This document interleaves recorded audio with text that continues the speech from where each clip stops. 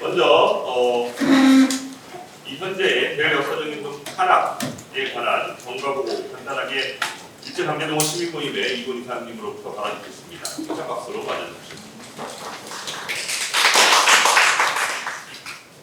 예. 지난 5월 23일 조선일보 보도를 통해서 서대문 일제강제동원 시민모임이 11년 전 소송을 통해서 얻게 된 이득의 20%를 지급하기로 한 약정이 있다라고 하는 내용을 불온한 색채로 보도했었습니다. 그리고 그 다음날 그리고 이 보도가 있자 마치 기다렸다는 듯이 국민의힘에서 논평을 내서 제2의 윤미향 사태 그리고 시민단체가 돈벌이 수단으로 과거사 문제를 쓰고 있다라고 논평을 냈습니다. 그리고 이어서 24일날 실제로 이동을 받기 위해서 전달서에서 내용 증명을 보냈다 하면서 그야말로 피해자들 옆에서 14년 동안 허락을 같이 해온 지원단체가 그야말로 피해자들을 내세워서 돈이나 끊는 조폭이나 다름없는 단체로 매도하기 시작을 했습니다. 조선일보 사설 그리고 그 다음날 동아일보 보도까지 그야말로 마녀 사냥이나 다름없이 시민단체 도덕성을 공격했습니다. 그런데 마치 짜여진 각본처럼 국민의힘은 보도가 나올 때마다 지금까지 3차례의 논평, 그 다음에 당대표 발언, 급기야 시민단체를 정상화하겠다라고 하는 이름으로 선진화 TF에서 격상해가지고 특별위원회까지 구성하는 요란을 떨고 있습니다. 그리고 보수단체를 통해서 저희 사단법인 일제강제동원 시민모임을 변호사법 위반 또는 업무상 횡령 혐의로 서울중앙지검에 고발까지 하게 됐습니다. 그동안 문화일보, 조선일보, 동아일보를 필두로 해서 쏟아지는 보수 언론들은 시민단체에 대한 이런 공격이 과연 무엇 때문인지 국민들은 잘 알 것이라고 생각합니다. 그리고 마치 잘 짜여진 시나리오처럼 전광석화 같이 불과 며칠 만에 피해자 존엄을 훼손하고 대법원 판결을 부정했던 세력이 마치 시민단체들의 횡포로부터 피해자를 지키겠다라고 하는 적반하장 사태가 벌어지고 있습니다. 예, 이상은 경과를 말씀드립니다. 네, 이어서 일제 근로연수 시민모임의 이상갑 변호사님께서 추가 발언해 주시겠습니다. 이 미쓰비시 근로정신의 소송의 직접 대리인이십니다. 네, 안녕하세요. 이상갑 변호사입니다. 지금 문제가 되고 있는 그 약정서에 제 이름이 들어가 있습니다.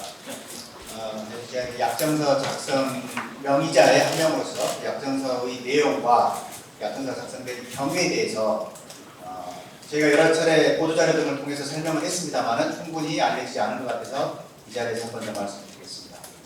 첫째로 약정서 내용 자체를 놓고 봤을 때 도대체 저는 지금도 납득할 수가 없습니다. 이것이 무슨 문제입니까? 이것이 무슨 변호사법 위반입니까? 변호사법 위반이라는 것은 브로커 등이 수임인과 위임인 사이에 관여해서 이런 변호사 시장, 수임 질서를 교란하는 것을 처벌하는 것이 문제입니다. 그런데 이 약정서의 내용이라고 하는 것은 피해자, 또 피해자 유족들이 미쓰비시 중공업으로부터 손해배상을 받으면 그 중에 20%는 도움을 준 사회로 다시 환원해서 또 다른 피해자들을 지원하는 사업을 하고 또 이 문제와 관련된 역사적 기록을 남기고 후대들에게 교육하는 사업을 하는 그런 공익활동 기금으로 사용하게끔 출연하겠다는 내용입니다. 목적이 특정되어 있고 그 목적대로만 사용해야 된다라고 약정서에 명시되어 있고 사용 내역을 매년 당사자들에게 또 알려드리도록 되어 있고 이 내용은 변호사법에서 금지하는 수임 질서를 교란하고 브로커가 중간에 끼어들어서 변호사 아니면서 사적인 이득을 보고 하는 것을 막고자 하는 이 법의 취지하고 어떻게 어긋나는 것입니까?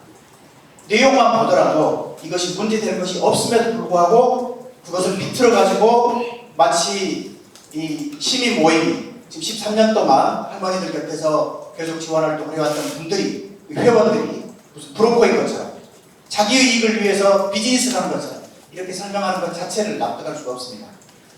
한 가지 더 설명을 드리면 이 약정서가 체결된 경우에 대한 부분입니다. 그것 또한 이 내용을 이해하는데, 본질을 이해하는데 좀 도움이 되지 않을까 싶어서 설명을 드리겠습니다. 이 약정서 자체는 2012년 10월 23일자로 작성됐습니다. 10월 24일이 광주지방법원에 소장을 접수한 날입니다. 그 전날 작성된 형식으로 되어 있는데요. 실제로는 그 약정에 관한 합의가 그날 된 것은 아닙니다. 이 시민모임은 당초 이 사건과 관련하여 한국법원에 소송을 할 계획이 없었습니다.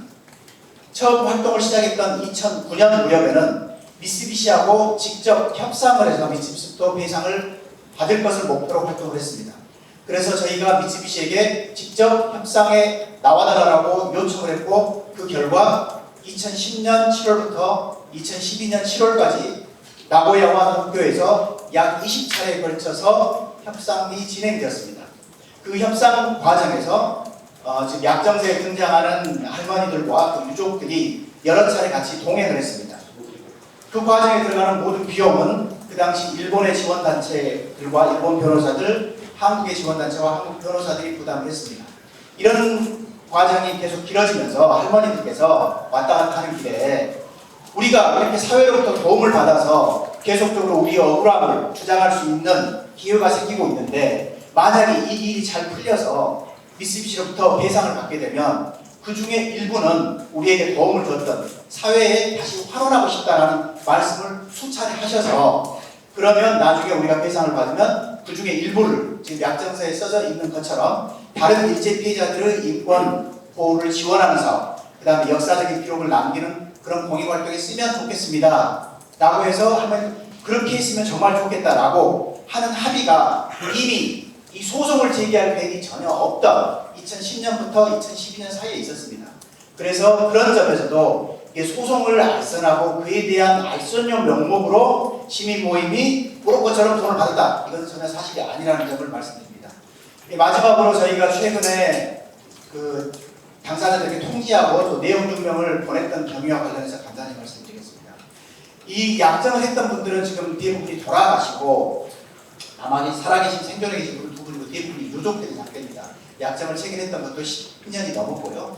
그래서 유족들은 이러한 약정이 체결된 사실, 어떤 내용의 약정인지 모르고 있기 때문에 저희로서는 돌아가신 그 피해자 당사자께서 이런 뜻을 가지고 계셨다, 그래서 그런 내용을 담은 이런 약정서가 있다는 것을 알려드릴 필요가 있었고, 또 저희의 생각은 가급적이면 그 고인의 유지를 따르는 것이, 그 돈을 사적으로 그냥 다 사용하는 것도 좋겠지만 일부를 그렇게 사회를 위해서, 역사를 위해서 사용하는 것이 더 고인의 뜻에도 부합하고 그 이름을 더 명예롭게 하고 더 길게 남기는 방법이 되지 않겠는가. 그래서 그런 것을 유족들에게 설명드리고, 그런 걸 아시고 유족들 간에 심사숙고하셔서 결정을 최종적으로 해달라, 그런 말씀을 드리기 위한 그 절차로서 전화도 드리고 내용 증명도 보내고 그런 것이었다라는 말씀을 드립니다. 네. 변호사님, 저도 같이 듣지만 일본에 가서 미쓰비시 앞에서 108대도 하시고 그랬습니다. 안타깝지 않게 없습니다. 부합을 해치겠습니다. 피해자 시민단체 모욕죄는 보수 언론 규탄한다. 규탄한다. 규탄한다. 규탄한다. 부역외교 윤석열 정부 적반하장 시민단체 탄압 중단하라. 중단하라. 중단하라. 중단하라. 예, 이어서 비판 발언 이어가겠습니다. 원로 또 두 분 모셨습니다. 먼저 뉴스타파 함께재단 이사장이십니다. 전 MBC 하나경제 김중배 선생님 모셨습니다. 한참 박수로 맞아주십시오. 윤석열 정권이 기도하는 이 시대의 경상, 이 무엇이겠습니까? 저는 역사의 퇴행, 민주주의의 역기, 이렇게 말합니다만, 저는 더 단순하게 그리고 명쾌하게 이 시대는 분명히 반역의 시대라고 기억하고 싶습니다. 민족에 대한 반역의 현장을 어떻게 우리가 유인되고 있는가를 우리는 이 자리에서 함께 체험하고 있습니다. 마침내 이 일을 빌미로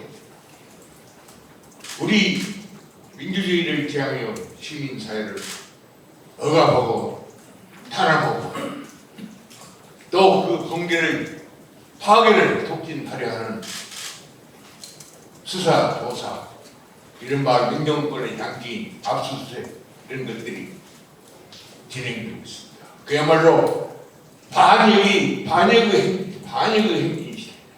반역이 반란이 폭주하는 시대라고 저는 감히 단언하고 싶습니다. 이런 가운데 이 민족 반역의 보수는 우리의 뼈저린 역사적 경험을 되새기게 합니다.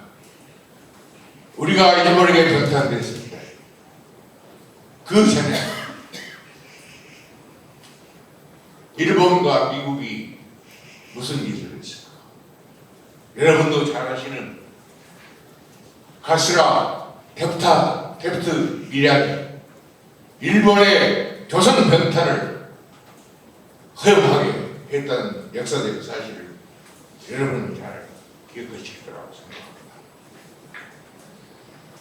정말로 꿈에도 바라지 않지만 그 악몽이 지연되지 않을까? 소위 한미일 친선연합 동맹 MD 체제 이런 구축을 보면서 저는 걱정하지 않을 수 없습니다. 이것이 나이를 너무 처먹은 이제 기후에 지나지 않을까? 대발 그 기후위기를 저는 발음하였습니다. 저 같은 사람은 다른 자리에서도 말씀드리고 있습니다만은 이런 젊은 분들을 만날 때마다 죄송하고 부끄럽고 그 무거운 죄책감에 벗어날 수도 없습니다. 이런 세상판을 만든 데 일조한 이 사람이 여러분 앞에 감히 무슨 말 하겠습니까? 그러나 이런 역사, 이런 민주주의, 이런 반란, 이런 반역을 우리는 좌시할 수 없습니다. 저 같은 사람은 이미 지혜도 힘도 다 말라버렸기 때문에 오로지 여러 젊은 동지들의 지혜와 힘을 기대합니다. 정말로 바라건대 이 국민에서 필요한 것은 여러분의 혁명적 결단이라고 생각합니다. 혁명적 결단의 경계라고 저는 감히 생각합니다. 여러분이 깃발을 들고 나갈 때 저같이 미션하고 나이 든 자도 숨을 비록 헐떡이더라도 저 꽁무니에서나마 열심히 끝까지 목숨이 다하는 따라가고자 합니다. 여러분 부탁합니다. 반영의 시대 혁명적 결단으로 살아나가자는 말씀이었습니다. 다음으로 함세웅 민족문제연구소 이사장님 비탄 발언 주시겠습니다. 큰 박수로 맞아주십시오. 네, 감사드립니다. 이런 위에 또 우리 김중배 선생님 뵙게 되어서 너무 반갑고 또 이곳에 앞에 계시고 또 현장에 계시는 활동가들 제가 뵐 때마다 사제로서 늘 반성납니다. 이제 저희들은 그냥 어떤 의미에서 열매만 거두는 그런 역할이고 실제로 일선에서 뛰시고 또 씨 뿌리고 또 가꾸고 애쓰는 분들 이분들이 바로 실천적 신앙인들이구나 이렇게들 생각을 합니다. 그저께 우리 박소근 대표로부터 전화를 받았어요. 오늘 뭐 이제 왔으면 좋겠다고 그래서 기쁜 마음으로 응하고 저녁에 메모를 좀 했어요. 몇 가지 우리 지금 김중배 선생님 말씀하신 그런 내용을 포함해서 이 대법원의 결정을 위배한 윤석열 대통령, 이건 헌법 위반자 아닙니까? 이제 그러니까 대통령직을 스스로 포기한 사람, 대한민국 국민을 포기한 사람이다, 이런 해석. 두 번째는 가해자, 일본이 용서도 청하지 않는데 우리가 피해자들에게 대신 뭐 배상을 하겠다, 보상하겠다, 뭐 우리 결의 시민들이니까 돕는다는 의미에서 참 아름답습니다만 그게 해결된 게 아니죠. 윤석열 가고 나면 그 다음 정부가 이의 제기합니다. 아니 범죄자가 사죄하지 않았는데 다 해결됐다, 우리가 돈 줬다, 이거 직무유기예요. 대통령직을 스스로 포기한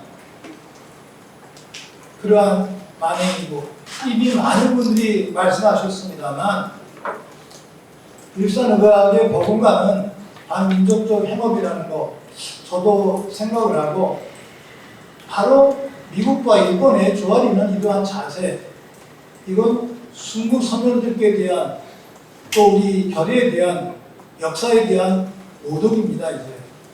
이제 저는 최근에 역사 공부를 하면서 역사는 다 아시는 대로 거울입니다. 우리의 모습을 그대로 바라보는 거울이에요.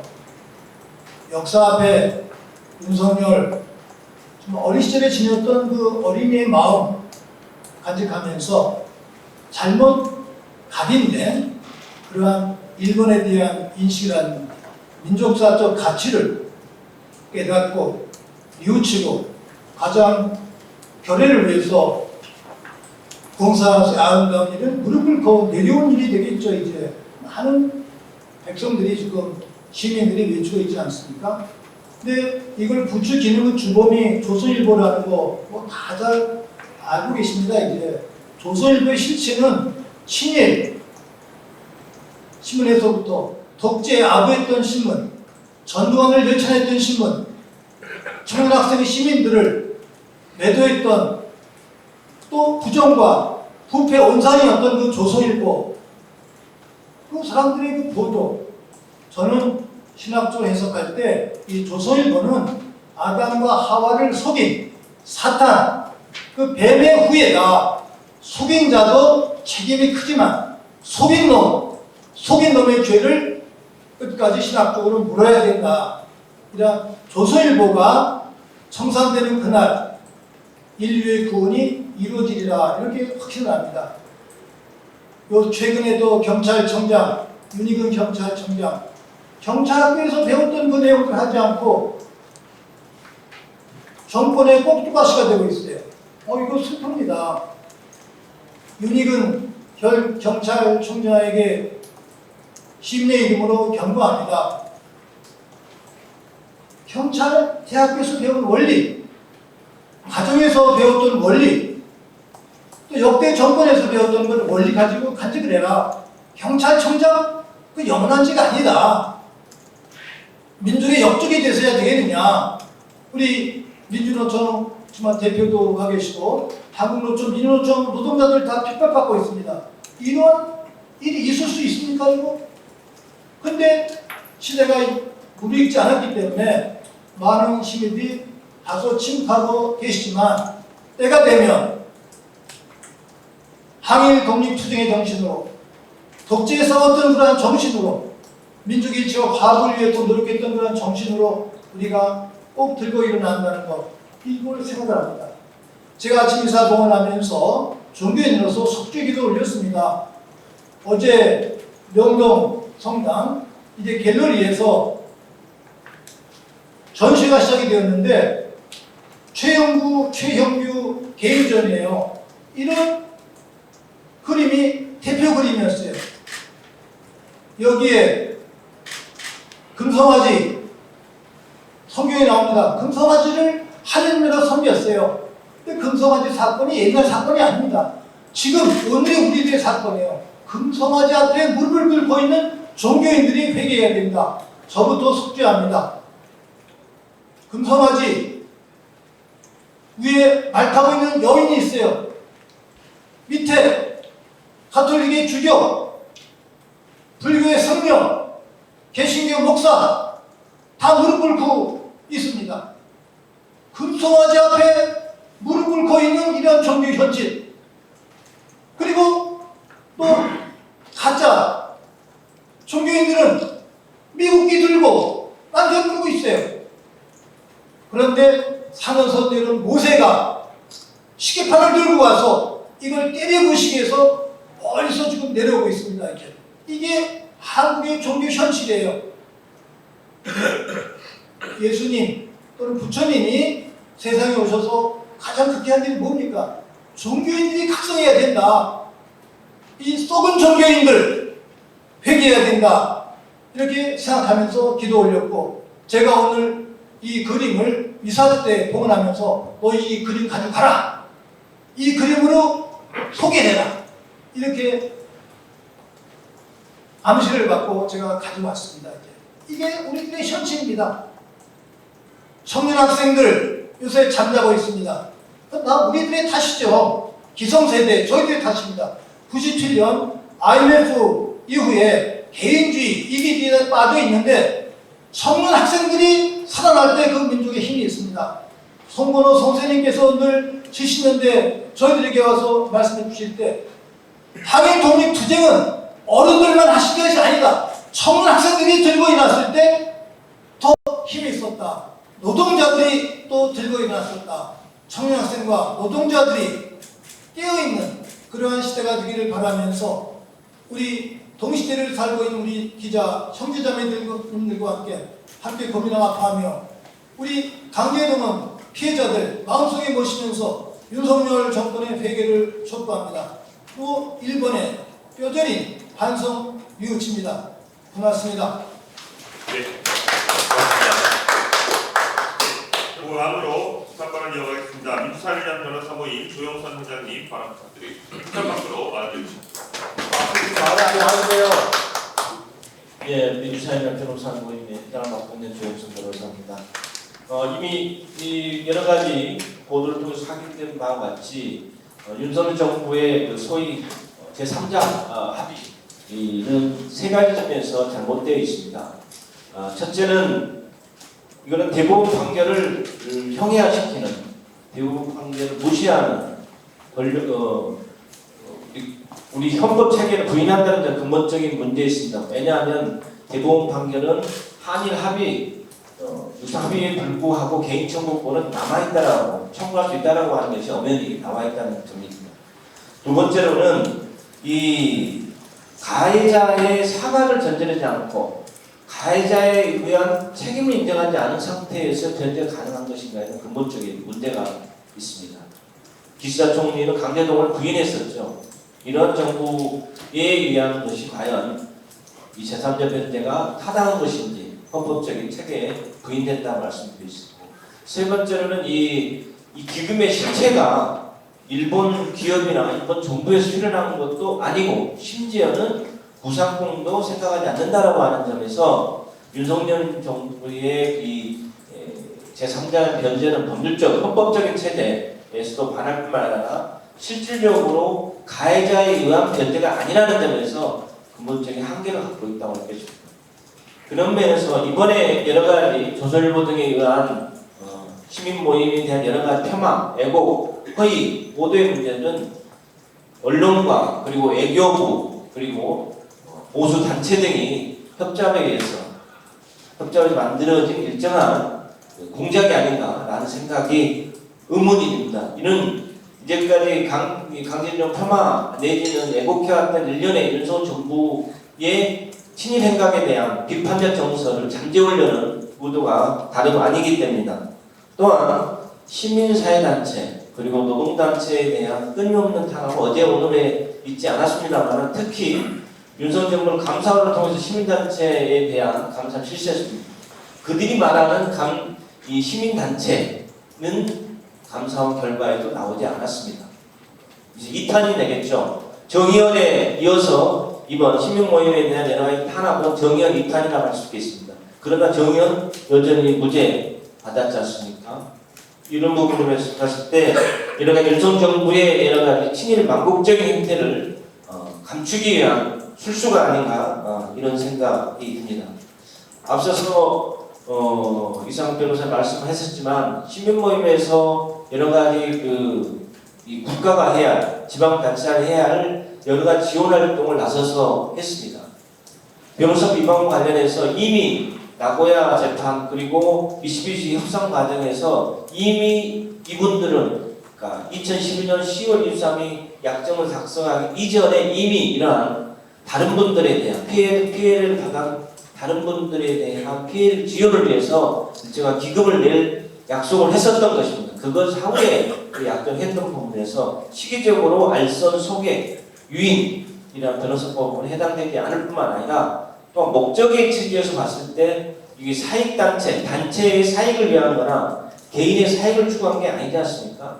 다른 일제 강점기에 강제징용 피해자들을 지원하기 위해서 그 사업 또 일정한 인권 지원 사업, 역사적 기존 사업 이런 관련 사업에 출연하기로 했었던 겁니다.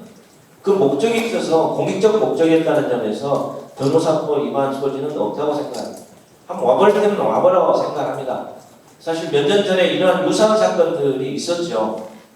일정 그 단체들이 일정하게 받았던 분들이 있었지만 여전히 무죄가 됐었습니다. 이건 다 경찰과 검찰 등에 의해 시민단을 탄압하기 위한 한 일환이었던 것들이 밝혀졌습니다. 이건 그 강제징용 시민 모임에 대한 일련의 어떤 그 변호사 위반, 고발 그리고 이후의 수사 관련되는 것이 이런 과정들은 시민단체의 탄압이겠지만 결국은 무죄로 될 것이라고 저희는 생각합니다. 한번 해보자라는 게 저희 생각이고 또한 이런 허위 보도를 했었던 여러 언론사에 대한 책임도 분명히 반드시 끝까지 물을 것이라는 점을 밝히는 바입니다. 이상입니다. 네, 고맙습니다. 이어서 단발언 이어가겠습니다. 엄청난 탄압의 방풍을 이겨내온 단체입니다. 우리 정의기현대 이나영 기자님 발언 듣도록 하겠습니다. 실장 박수로 만나주십시오. 네, 반갑습니다. 정의기현대 이나영입니다. 최근 일제 강제동원 피해자 지원 단체에 대한 어이없는 공격이 지속되고 있습니다. 순서가 동북 언론발 단독 기사, 보수라는 단어를 쓰지 않겠습니다. 한국의 보수들이 있기 때문에 다른 구구신문의 쪼개기 기사, 정부 여당 정치인들의 화답, 논평 리레이가 이어졌습니다. 마치 기다렸다는 듯 발표된 집권 여당의 시민단체 정상화 태스크포스는 며칠 만에 그 위상이 격상되어 시민단체 선진화 특별위원회로 출범했습니다. 욕먹을 각오라고 당당히 밝히며 일제 군국주의 침략 전쟁의 상징 우길기와 화해해야 한다고 주장하는 이가 바로 위원장입니다. 왜곡 보도, 허위 보도를 통한 무분별한 의혹 제기, 정치권과의 주고받기식 의혹 확대, 유사 시민단체에 의한 고소 고발, 그리고 이상한 이름의 TF 구성. 이 기분 나쁜 기시감은 지난 2020년 5월부터 진행된 소위 정의연 오보 사태를 환기합니다. 우리는 똑똑히 기억합니다. 당시 정의연 사태는 2015 한일 합의 실패로 절치부심하던 극우 친일 세력, 정치권, 언론, 학계, 기업 등 광범위하게 포진되었던 그들과 대놓고 역사 부정을 하는 길거리 우파들, 그리고 자신이 어디 서 있는지조차 분간하지 못하는 무지몽매한 매판 학자들, 부하내동 혹세무민에 맞들인 무자비한 언론 공격의 합작품이었습니다. 여기에 기름을 부어 결정적으로 사태를 키운 자들은 바로 현재 집권 여당의 핵심 인사들입니다. 윤석열 당시 검찰총장은 신속하게 수사하고 언론에 제기된 모든 의혹을 규명하라고 대검찰청 간부들에게 지시했습니다. 그리고 곧바로 국민의힘 전신인 미래통합당은 위안부 할머니 피해 진상규명 TF를 발족시킵니다. 50억 클럽의 당사자 곽상도 의원이 바로 그 위원장이었습니다. 잊으시면 안 됩니다. 그렇다면 지금 현재 윤석열 정부의 가장 큰 아킬레스건은 무엇일까요? 그 극우 친일 보수 세력의 정치 권력을 재생산하고자 하는 일, 미일한 동맹체제를 실현하는 데 가장 큰 걸림돌 과연 무엇일까요? 너무나 명백합니다. 일본 극우들과 일본 정부의 수건을 들어주는데 걸림돌, 그들의 역진과 매국의 가장 큰 걸림돌, 바로 역사의 진실을 향해 당당히 나아가고자 하는 대한민국 시민들입니다. 윤석열 정부는 이 시민들을 상대로 선전포고를 하며 적으로 규정하고 자고 우면하지 않는 공격의 칼날을 벼리고 있습니다. 펄펄 끓는 기름솥에 던져지는 머나먼 나라 동물의 운명에는 슬피 울며 분노하지만 지금 당장 절멸될 수 있는 인간의 목숨 앞에서는 희희낙낙하는 자들입니다. 역사 정의를 팔아 이 속을 채우려는 이 신내선 일체파들이 강제동원 제3자 변대라는 희대의 반역사적 과오를 덮기 위해 관련 시민단체를 탄압하고 있습니다. 피의자와 지원단체를 갈라치게 하고 파렴치법으로 만들어 혐오 세력을 동원해 또한 지지 세력을 넓히고 있습니다. 우리는 이런 상황을 좌시하지 않겠습니다. 지난 2020년 정의연 사태 때의 교훈을 저희는 잊지 않고 있습니다. 그들이 어떤 정치 공작을 해도 무슨 치사한 수법으로 시민단체를 탄압해도 당당히 맞서며 싸워나갈 것입니다. 여기 계신 우리 기자님들도 함께해 주시기를 진심으로 바랍니다. 감사합니다. 네, 민주노동자 총연대 위원장 양경수 위원장님 모시겠습니다. 철창 박수로 맞아주십시오. 민주노총과 노동조합을 향하던 윤석열 정부의 탄압이 시민사회단체로 옮겨가는 것이 아니라 확장되고 있다고 생각합니다. 윤석열 정권은 자신에 반대하는 모든 이들을 적으로 규정하고 때려잡겠다는 입장을 명확히 드러내고 있습니다. 이 문제와 관련해서 윤석열 정부가 나타내고 있는 모습을 압축적으로 세 가지로 말씀드리고자 합니다. 첫 번째는 우리 사회의 순기능을 없애고 있다는 것입니다. 우리 사회는 그동안 시민사회단체의 역할을 통해서 노동자들의 노동조합 활동을 통해서 또 광장에서의 시민들의 자유롭고 민주적인 의견 표현을 통해서 진일보해왔고 다듬어져왔고 변화해왔습니다. 윤석열 정부는 이것을 가로막고 있습니다. 노동조합의 입을 틀어막고 시민단체의 입을 틀어막고 광장을 틀어막고 거리를 틀어막고 있습니다. 우리 사회가 긍정적인 방향으로 변화하는 것을 원하지 않는 모습이라고 생각합니다. 두 번째는 혐오 정치를 남발하고 있습니다.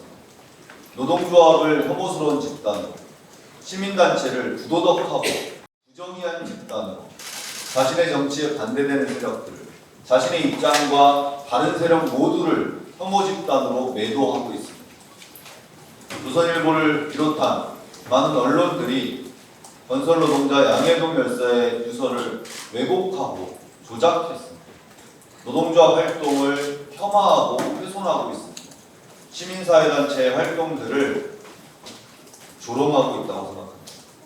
이런 혐오의 정치는 결국 그들만의 리그로 기득권 정치의 집단들의 이기주의로 귀결될 것이라고 생각합니다. 그들의 목적을 우리는 동의할 수 없고 용인할 수가 없다고 생각합니다.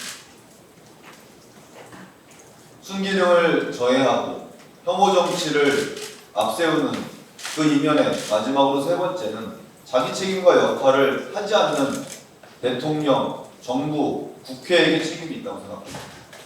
대통령이, 정부가, 국회가 역사 정의를 바로 세웠다면 시민사회단체들이 30년간 이를 실현하기 위해 노력할 필요가 없었을 것입니다. 정부와 대통령, 국회가 노동자들의 권리를 온전히 보장했다면 노동조합의 거리로 나와서 투쟁해야 할 이유는 없습니다. 자신들의 부족함, 자신들의 무능함, 자신들의 무책임을 왜 노동조합과 시민사회단체에 돌리는 것입니다. 자기 역할을 해야 합니다. 대통령이 제 몫을 하지 못하니까 나라가 시끄러운 것 아닙니다. 정부가 제 몫을 하지 않으니까 사회가 혼란스러운 것입니다. 국회가 제 역할을 하지 않으니 법치가 제대로 서지 않는 것입니다. 이것을 바로 세우자는 것이 시민단체의 목소리였습니다. 공격하고 있습니다. 부정하고 있습니다. 훼손하고 있습니다. 바로 잡아야 한다고 생각합니다. 우리 시민들은, 대한민국의 민중들은 언제나 기득권과 권력이 잘못된 방향으로 향할 때 거리로 쏟아져 나와 이것을 바로잡아왔습니다. 윤석열 정권 행태도 반드시 그렇게 되리라 믿습니다. 함께 투쟁하겠습니다. 고맙습니다. 네. 네, 마지막으로 시민사회단체 연대회의 이승은 우리위원장 지난번은 이어가겠습니다. 시작박수로 맞아주시고. 네, 반갑습니다. 시민사회단체 연대회의 이승문 운영위원장입니다. 저는 일제강점기 시민모임 탄압과 관련한 말씀을 좀 드리고 싶습니다. 그런 말이 있죠. 달을 쳐다보라고 손가락으로 가리켰더니 손가락만 쳐다본다고. 지금 이 상황은 손가락만 쳐다보는 게 아니고 손가락을 잘라버리는 격이라고 생각이 됩니다. 한편으로 굉장히 참담하면서도 또 한편으로는 이제 지겹습니다. 크고 작은 유사 사례들이 이미 많이 있었습니다. 이 사안은 워낙에 중대하고 그리고 또 이 운동의 어떤 도덕성의 흠집을 내는 매우 중대한 사고여서 확대되고 있는 것도 있지만은 예를 들면 여가부 폐지를 반대하는 집회를 개최했다가 뭐 세무조사를 받았다거나 혹은 최근에 후쿠시마 오염수 방류와 관련한 집회와 활동을 했다라고 해서 그 단체 세무조사를 진행한다. 뭐 이런 사례들은 여전히 많이 있고 그리고 패턴 또한 굉장히 유형화되어 있습니다. 아까 전에도 말씀해 주셨지만 보수단체에서 이들 단체들을 고발하고 이걸 뒷달같이 달려들어서 보수 언론은 심각하게 왜곡해서 또 이걸 보도합니다.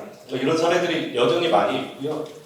국민의힘에서는 한술 더 떠서 시민단체 선진화 특별위원회를 만든다고 합니다. 시민단체 선진화가 아니고 무력화 특별위원회, 해체를 목적으로 하는 특별위원회가 아닐까라는 생각마저 듭니다. 비영리 민간단체 지원법이라는 게 있습니다. 이 법 취지를 보면 시민단체 자발적 활동 보장, 성장 지원, 그리고 공익활동 증진, 민주사회 발전의 기여 이런 걸 목적으로 하고 있습니다. 그리고 이 법의 간극을 메우기 위해서 지난 정부에서는 시민사회 활성화 공익활동 증진에 관한 규정을 만들었었습니다. 윤석열 정부 취임하자마자 이 대통령령 폐지했습니다. 그리고 지금 선진화한다고 하고 있습니다. 국민의힘에게 얘기하고 싶습니다. 시민사회단체들은 자발성과 독립성을 생명으로 하고 있습니다. 근데 아무리 집권여당이지만 집권여당이 시민단체, 이 자발성과 독립성을 생명으로 하는 시민단체를 선진화한다고 달려들고 있습니다. 예, 국민의힘에게 좀 경고하고 싶은데요. 네, 맞습니다. 지지율도 그렇고 내년 총선도 있고 그래서 좀 조급하다 보니 뭐 이런저런 수단들을 고민하게 되는 건 충분히 이해합니다. 하지만 자기들이 가고 있는 길이 급도를 넘어서는 것은 아닌지 그래서 오히려 보다 많은 시민들에게 지탄받고 역풍을 맞게 될 그런 길을 가고 있는 것은 아닌지 좀 심각하게 고민해줬으면 좋겠습니다. 지금 그 특위는 공익활동을 위협하는 사회적 흉기로서의 역할을 하고 있다고 하는 것을 분명하게 자각하시고 중단을 했으면 좋겠습니다. 오늘 이 기자회견까지는 저희 시민사회단체들도 예의를 갖춰서 조심스럽게 경고드리면서 말씀 마치도록 하겠습니다. 네, 고맙습니다. 다음으로 기자회견문 낭독해주겠습니다.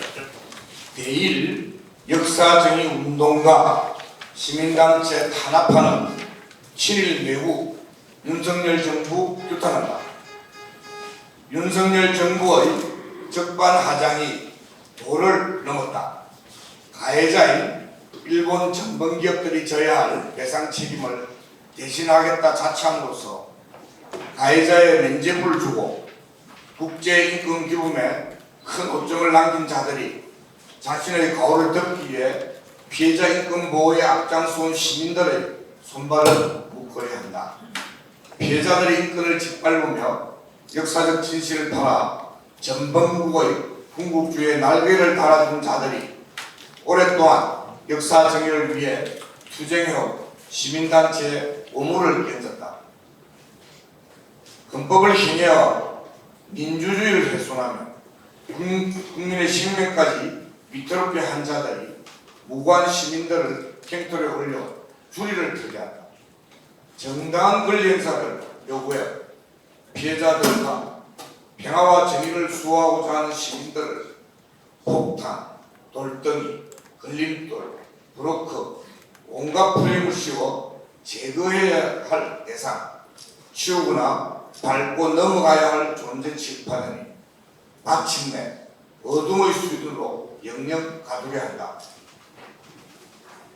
군국주의 파시스트들이 아시아 태평양 지역에 저지른 이루 형용할 수 없는 범죄 사실에 눈 감고 한반도 불법 강정, 민간인 학살, 강제 동원과 일본군 성노예제의 반인도적 범죄 행위에 면죄부를 주더니 그것도 모자라 영토 주권과 국민 생명까지 다 내어주기로 작정한 친일 브로커들이 국민을 향한 무자비한 칼날을 준비한다.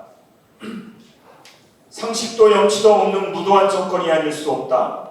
이들은 미일을 한 군사동맹 체제를 완성하기 위해 우길기를 단 일본 군함이 부산한 입항을 당연시하고 우길기가 맞다고 강변하는 일본 정부의 앞에 서서 심정적 우길기론을 늘어놓는 자들이다. 실효성도 없는 관광성 시찰단을 앞세워 후쿠시마 방사성 오염수 방류라는 희대의 핵 테러를 용인해 주려고 안다라는 자들이다. 이를 현실화시키기 위해서는 무엇보다 식민지 강제동원이 피와 땀부터 깨끗이 씻어줘야 한다는 절박감으로 가득한 이들이다.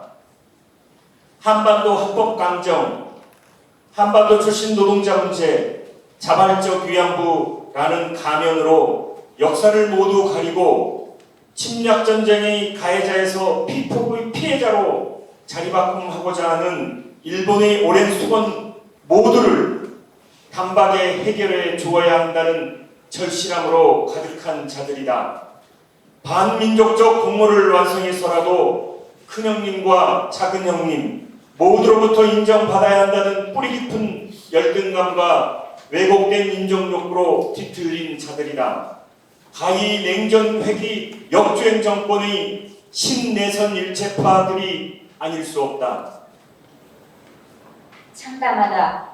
어쩌다가 이 지경이 되었는가. 어쩌다 친일 브로커들이 노골적으로 자기 정체를 드러내며 반민족적 행위를 일삼게 되었는가.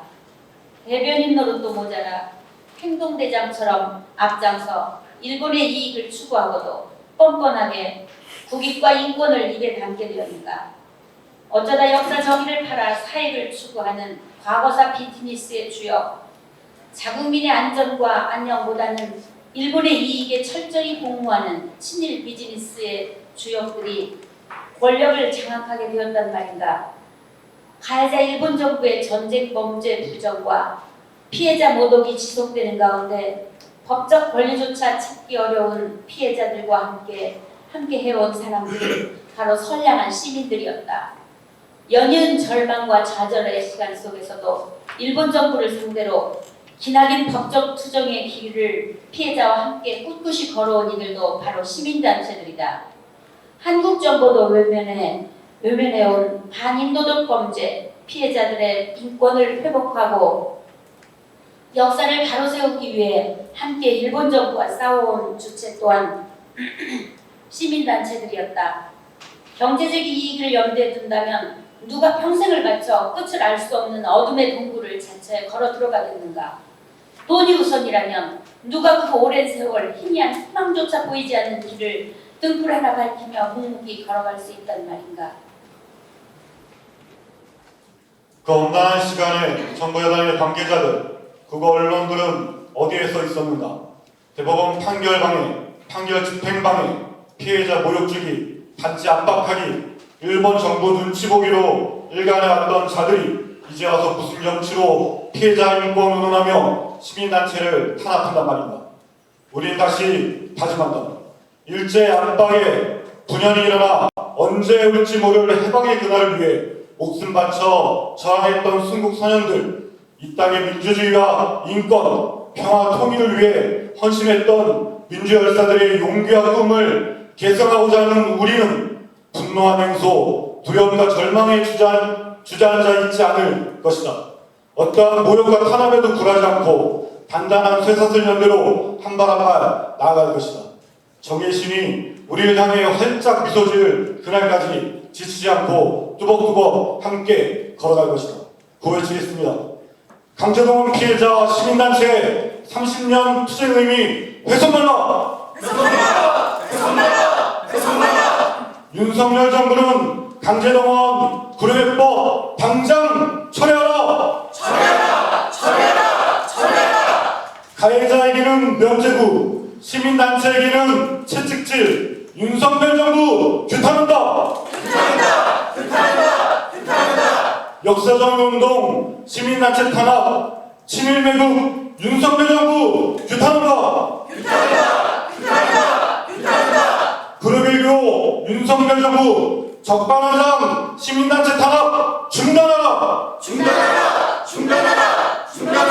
2023년 6월 1일 한일 역사정의 평화행동 617개 참가단체 및 연명 대표자 116명 일동